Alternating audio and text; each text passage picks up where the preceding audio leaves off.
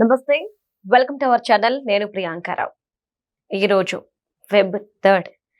ఈరోజు స్టాక్ మార్కెట్లన్నీ కూడా పరుగులు పెడుతున్నాయి. నిరాశతో కూడుకున్న ఇన్వెస్టర్లందరూ కూడా సంబరాలు చేసుకుంటున్నారు. ఒక్కసారి దీని గురించి డీటెయిల్స్ చూద్దాం. ఈ రోజు ట్రేడింగ్ లో బాంబే స్టాక్ ఎక్స్చేంజ్ సూచీ సెన్సెక్స్ ఏకంగా 4205 పాయింట్లు పెరిగి 85,871 దగ్గర గరిష్ట స్థాయి తాకింది. నెక్స్ట్ నేషనల్ స్టాక్ ఎక్స్చేంజ్ సూచీ నిఫ్టీ 50 1250 పాయింట్లకు పైగా లాభపడి 26,341 వద్ద ట్రేడ్ అవుతుంది. ఫలితంగా ఇన్వెస్టర్ల సంపద కేవలం కొన్ని గంటల్లో 13 లక్షల కోట్ల రూపాయలు పెరగడం మార్కెట్ బలాన్ని చెప్తుంది. అంటే అసలు దీని వెనుకున్న కారణం ఏంటి అంటే గనక ఈ భారీ పెరుగుదలకు అంటే ప్రధాన కారణం అమెరికా అధ్యక్షుడు డొనాల్డ్ ట్రంప్ ప్రకటించిన వాణిజ్య ఒప్పందం అని చెప్పేసి చాలా మంది అంటున్నారు. అసలు ఏంటి వాణిజ్య ఒప్పందం? డొనాల్డ్ ట్రంప్ ఏం చెప్పారు? దీనికి ఇక్కడ మార్కెట్ కి ఉన్న సంబంధం ఏంటి?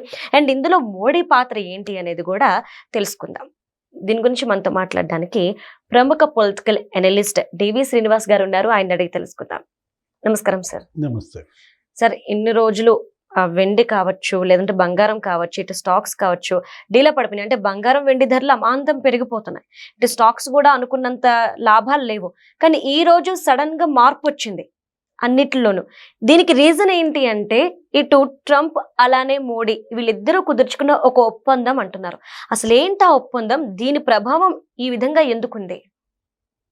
జనరల్గా జనం తలరాతలు మరి దేవుడు రాస్తాడంటారు.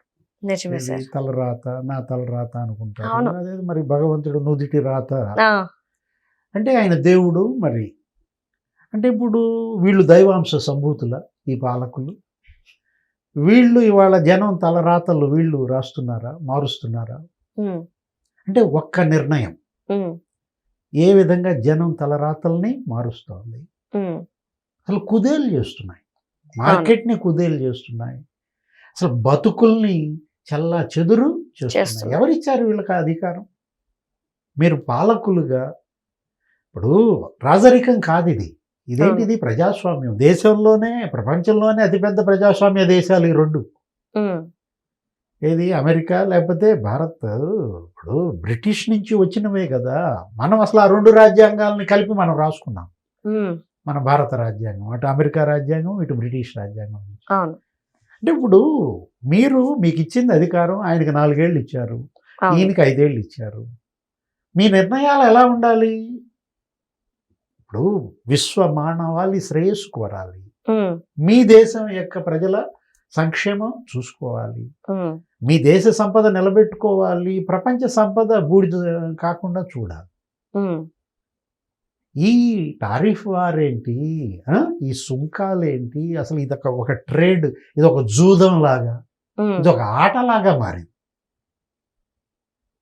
అంటే మీరు ట్యాక్స్ పెంచడం, మీ మీద పోటీకి వాళ్ళు ట్యాక్స్ పెంచడం, టారిఫ్ పెంచడం. అంటే అప్పుడు మనం చూసాం ట్రంప్ అవును, చైనా మీద నేను 135% ట్యాక్స్ వేస్తాను, చైనా ఆయన మేము వాళ్ళ మీద 235 వేస్తామంట. ఇదే కదా ఇప్పుడు మొన్న కూడా అదే. ఇప్పుడు భారత్ మీద ఇప్పుడు ఎంత ఉన్నాయి? 50% ఉంది. అవును, 50% ఉంది సార్. 25% ఒకసారి పెంచాడు. రష్యా నుంచి ఏదో చమురుకుంటున్నారని చెప్పి మళ్ళా ఇంకో 25% వేసాడు. అవును, ఇప్పుడు ఏం చేశాడు? ఈరోజు మోడీ నా గొప్ప స్నేహితుడు, 18%కి తగ్గిస్తున్నాను, మాకు వాణిజ్య ఒప్పందం కుదిరింది ఉమ్, అని ఆయన మాట్లాడతాడు. అవును. ఈయనేమో మరి ఈయన ఒక ట్వీట్ పెట్టారా ఎక్స్లో, ఏమని? Thanks, thank you. అవును సార్. 140 కోట్ల మంది ప్రజల తరఫున మీకు నా కృతజ్ఞతలు తెలియజేస్తున్నాను. వాణిజ్య ఒప్పందం గురించి ఈయనే మాట్లాడు. ఆయనేమో వాణిజ్య ఒప్పందం కుదిరిందంటాడు. మరి కుదిరితే మరి భారత ప్రధాని కూడా చెప్పాలి కదా.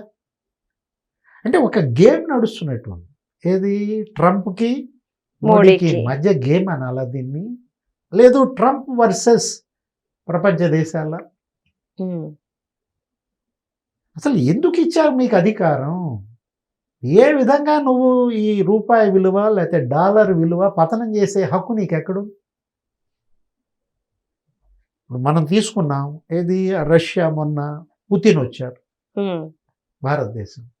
అంటే భారతదేశానికి రష్యా అధ్యక్షుడు పుతిన్ పర్యటిస్తే నీ కోపమా?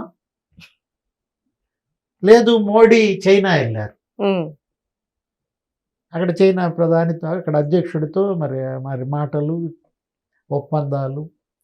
అంటే ఇప్పుడు మోడీ చైనా వెళ్ళింది, మోడీ పుతిన్ని రప్పించింది ట్రంప్ని దారిలోకి తేవటం కోసమేనా? ఉమ్. ఇదేదో ఒక పాచికల్లాగా ఒక చదరంగా మాట నడిచినట్టుంది. కానీ ఎవరు చదరంగం ఆడుకున్నా ఎవరేం చేసినా కానీ నష్టపోతుంది, ఇబ్బంది పడుతుంది అటేనా ఇటేనా ప్రజలే కదా సార్. అంతే కదా. ఇప్పుడు డాలర్కి ప్రత్యామ్నాయంగా వీళ్ళు కరెన్సీ తేవాలని చూశారు. అవును, మొన్న crypto, I think. యూరోపియన్ ఆ, కంట్రీస్ అన్ని మరి భారత్తో ఒప్పందం కుదుర్చుకున్నాయి. అవును. అరే అసలు ఏంటి అది? అసలు ఆ ట్రంప్ యొక్క మనస్తత్వం ఏమనుకోవాలి? గ్రీన్లాండ్ కొంటానంటాడు, అవును. లేకపోతే ఏంటది అసలు కెనడా మాది మా 51వ రాష్ట్రం అంటాడు. కెనడా కూడా యుఎస్లో కలిపేశారు అంటారు. మరే. అంటే ఇది ఒక సామ్రాజ్యవాద మనస్తత్వమా? ఇది ఎలా కనపడుతుందంటే మనకేదో అనాగరిక సమాజంలోకి వెళ్తున్నామా, నాగరికత వైపు వెళ్తున్నామా నాకైతే అర్థం కావట్లేదు. ఇప్పుడు ఏంటి మీరే చెప్పారు, ఎంత 13 లక్షల కోట్ల అవును సార్. సంపద. అవును. ఇవాళ స్టాక్ మార్కెట్లో పండగ అంట, ఇన్వెస్టర్స్ అంతా పండగ చేసుకుంటున్నారు. అవును. నిన్నటిదాకా లబో విషాదం, దిబో. ఇప్పుడు సంబరం. గోల్డ్ సిల్వర్ రేట్లు ఎలా ఉన్నాయి? మొన్న 4 లక్షలకి వెళ్ళిపోయింది కదా సార్ సిల్వర్, ఆ. ఇప్పుడు తగ్గింది. అంటే ఎట్లా ఏంటి అసలు ఇదేంటి అసలు ఈ పడిపోవటం ఏంటి? ఇప్పుడు శ్రీహరికోట నుంచి ఇట్లాగే ర్యాకెట్లు వదులుతారు, ఒక్కొక్కటి దబావమని పడిపోతూ ఉంటుంది. అవును. అది కాదు కదా ఇది. ఇదేంటిది? ఇప్పుడు బంగారం ఒక్కసారిగా నిన్నెంత తగ్గింది, ఇవాళ ఎంత తగ్గింది, ఢమా పడిపోతాం. అంటే ఒకే ఒక్క నిర్ణయం, ట్రంప్ తీసుకునేటువంటి నిర్ణయాలు ఎలా ఈ బులియన్ మార్కెట్ని అతలాకుతలం చేస్తున్నాయి, స్టాక్ మార్కెట్ని ఎలా చెల్లా చెదురు చేస్తోంది. ఏంటి దీనివల్ల సాధించేది? రాజులు పేద అవటం, పేద రాజు అవటమా? అంతేగా. ఇది కాదు ప్రజలు వీళ్ళ నుంచి కోరుకున్నది. దీనికి కాదు మిమ్మల్ని అధికారం అప్పచెప్పింది. ఉమ్, ఇప్పుడు మీరు బాగుపడండి, మీ మీ మీ దగ్గర సంక్షేమం ఇవ్వండి.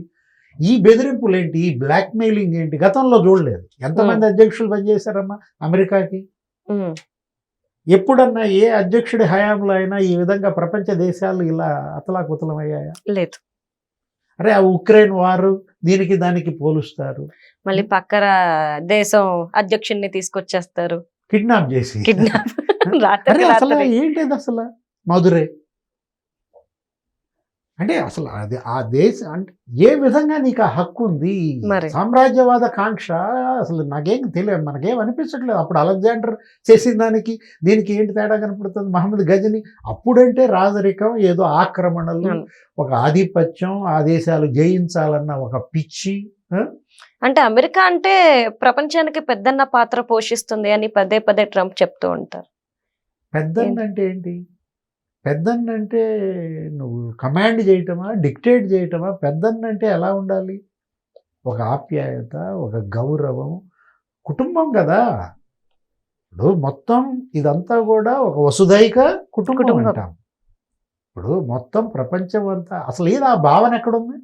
ఉమ్, అంతా ఒక ఈగోస్, లేకపోతే ఒక ఒక ఏంటి సెల్ఫ్, స్వప్రయోజనాల, స్వలాభాల. అతను చేస్తోంది పరిపాలన కాదు, వ్యాపారం చేస్తున్నాడు. రైట్. ఏది ట్రంప్ చేస్తోంది ఇవాళ పరిపాలన కాదు. కాదు, అతను చేస్తోంది అనమాట ఒక వ్యాపారం. వ్యాపారం, వాణిజ్యం. Right. Thank you so much sir.